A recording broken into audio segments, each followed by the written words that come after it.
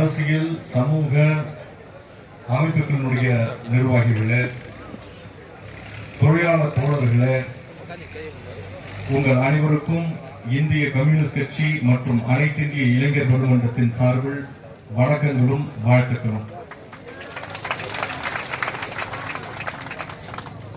சங்க இலக்கியம் தமிழர் நிலத்தை 5 வகையாக பிரிக்கிறது, 5 திணைகளாக பிரிக்கிறது.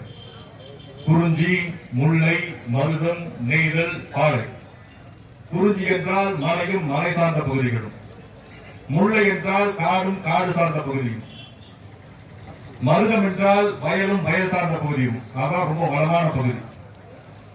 நெய்தல் என்றால் கடலும் கடல் சார்ந்த பகுதியும், பாலை என்றால் இவை அனைத்தும் திரிந்து எந்த உபயோகமும் இல்லாமல் இருக்கின்ற நிலம் பாலை நிலம் என்று சங்க இலக்கியம் வகுக்கின்றது.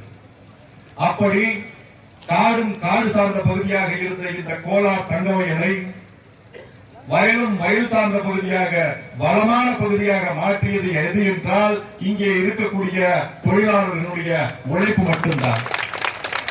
காட்டை கடலையாக்கி கல்லுக்குள் நீர் வரும் உழைப்பெங்கள் உழைப்பு என்று காலரை தூக்கிவிட்டு சொல்லக்கூடிய தெனாவிட்டு இங்கே இருக்கக்கூடிய தொழிலாளர்களுக்கு மட்டும்தான் இருக்கிறது, வேறு யாருக்கும் இல்லை என்பதை நாம் புரிந்து கொள்ள வேண்டும். இந்த கோலார் தங்கவயல் எத்தனையோ பேருக்கு மட்டுமல்ல, இந்த நாட்டுக்கு ஒரு ஒளியாக திகழ்ந்திருக்கிறது என்பது இந்த நாட்டுக்கு மட்டுமல்ல உலகத்துக்கே தெரியும். அந்த தங்கச் சுரங்கம் மூடப்பட்ட பொழுது அந்த தொழிலாளர்கள் வாழ்விலே ஒரு வழியற்று நின்ற பொழுது அவர்களுக்கு ஒரு ஒளி விளக்காக இந்த பிஎம்எல் தொழிற்சாலை என்பது இங்கே வந்தது. கோலார் தங்கவயல் மூடப்பட்டு அதன் மூலம் வேலை இழந்த சில தொழிலாளர்களுக்கும் அவர்களுடைய குடும்பத்தினருக்கும் வேலை கொடுக்க வேண்டும் என்கின்ற நோக்கத்தோடு, வேலை வாய்ப்பை உருவாக்க வேண்டும் என்கின்ற நோக்கத்தோடு இந்த பிஎம்எல் தொடங்கப்பட்டது. அந்த பிஎம்எல்லிலே இன்று நான் பெர்மனன்ட் ஒர்க்கர்ஸ், நான் பெர்மனன்ட் தொழிலாளர்கள் பல்வேறு கோரிக்கைகள், ஊதிய உயர்வு மட்டுமல்ல பணி நிரந்தரம் உள்ளிட்ட பல்வேறு கோரிக்கைகளை வலியுறுத்தி 22 நாட்களாக போராட்டத்திலே அமர்ந்திருக்கிறார்கள், வேலை நிறுத்தத்திலே ஈடுபட்டிருக்கிறார்கள். ஆனால் அவர்களை அழைத்து பேச்சுவார்த்தை நடத்தக்கூட இந்த நிர்வாகம் தயங்குகிறது. அந்த நிர்வாகத்திற்கு நான் சொல்ல கடமைப்பட்டிருக்கின்றேன். 1926ஆம் ஆண்டு இந்தியாவினுடைய வரலாற்றில் பொன்னெழுத்துக்களால் பொறிக்கப்பட வேண்டிய ஆண்டு. ஆங்கிலேயன் ஆட்சியில் இருந்தாலும் முதலாக ட்ரேட் யூனியன் ஆக்ட் என்பது ஆங்கிலேய ஆட்சி காலத்தில் வந்த ஆண்டு 1926. ஆனால் அந்த 1926ஆம் ஆண்டுக்கு முன்பே தொழிற்சங்கம் கட்டப்பட்டு தொழிலாளர்கள் ஒற்றுமையோடு போராடிய வரலாறு இருக்கிறது என்றால் அது கோலார் தங்கவயலின் வரலாறு என்பதை அவர்களுக்கு நான் சொல்லிக்கொள்ள கடமைப்பட்டிருக்கின்றேன். அது மட்டுமல்ல, இன்று அம்பேத்கர் அவர்கள் எழுதிய கான்ஸ்டிடியூஷன், அரசியல் அமைப்பு, அரசியல் சாசனம் ஏற்றுக்கொள்ளப்பட்ட நாள். அந்த அரசியல் சாசனத்திலே 1947 தொழிலாளர் தகராறு சட்டம் என்பதை ஏற்றுக்கொள்ளப்பட்டதும் இதே நாள்தான்.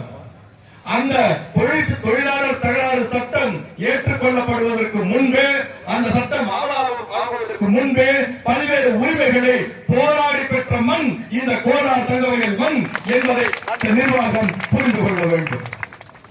அப்படிப்பட்ட போராட்ட குணம் உள்ள எந்த தொழிலாளர்கள் இங்கே கூடியிருக்கிறீர்கள் என்று சொன்னால் உங்களுக்கு ஆதரவு அளிக்க வேண்டியது ஒவ்வொரு அரசியல் கட்சியினுடைய கடமை, ஒவ்வொரு சமூக அமைப்பினுடைய கடமை. அது ஏதோ நாங்க வந்து உங்களுக்கு உங்க பக்கத்துல நின்று எங்களுக்கு ஒரு பிரச்சனை கிடையாது, இது எங்களுடைய கடமை. அந்த கடமை எங்களுக்கு இருக்கின்ற காரணத்தினால்தான் இந்திய கம்யூனிஸ்ட் கட்சியினுடைய கோலார் மாவட்ட செயலாளர் தோழர் ஜோதிபாஸ் அவர்கள் தொடர்ந்து என்னிடத்திலே தொடர்பு கொண்டு எங்களுடைய கட்சியினுடைய நாடாளுமன்ற உறுப்பினர்களுக்கும் தேசிய தலைவர்களுக்கும் இந்த பிரச்சனையை எடுத்து சென்று இந்த பிரச்சனை ஒரு தேசிய கவனம் பெற்ற பிரச்சனையாக மாற வேண்டும் என்று கேட்டுக்கொண்டது.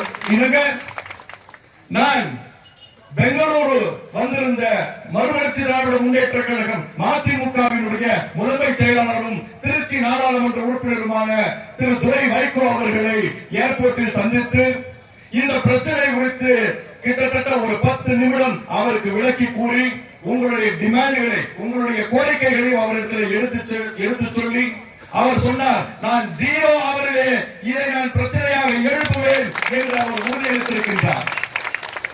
நேற்று வாட்ஸ்அப்பிலே என்னை தொடர்பு கொண்ட திரு துரை வைகோ அவர்கள், இதை நீங்களே ஒரு டிராஃப்ட் போட்டு அனுப்புங்க, நான் 0 அவருக்கு நாளை காலை 10 மணிக்குள்ள கொடுக்கணும், நான் கொடுத்துறேன் என்று கேட்டிருக்கிறார். அது டிராஃப்ட் பண்ணி அனுப்பப்பட்டு விட்டது. அது நாடாளுமன்றத்திலே சபாநாயகர்களுடைய பார்வைக்கு கொண்டு செல்லப்பட்டு விட்டது. என்னன்னா பார்லிமெண்ட் நடக்கணும். நேற்று உங்களுக்கு தெரியும், செய்தித்தாள்களை படித்தீர்கள் என்றால் தெரியும், எதிர்கட்சிகள் பல்வேறு உண்மையான கோரிக்கைகளுக்காக நாங்கள் விவாதம் செய்ய வேண்டும், அதற்கு வாய்ப்பு கொடுங்கள் என்று கேட்டும் இந்த பாஜக அரசு அதை மறுத்து வருகின்ற காரணத்தால் தொடர்ந்து அமளி நடந்து அந்த பாராளுமன்றம் ஒத்திவைக்கப்பட்டிருக்கின்றது. இன்றும் அந்த போராட்டங்கள் பாராளுமன்றத்தின் உள்ளே தொடர்ந்து கொண்டிருக்கிறது. அப்படி பாராளுமன்றம் நடந்து 12 மணிக்கு மேல 0 அவர், அந்த 0 அவர் என்று வருகிறதோ அப்பொழுது இந்த கோரிக்கை அங்கே எழுப்பப்படும்.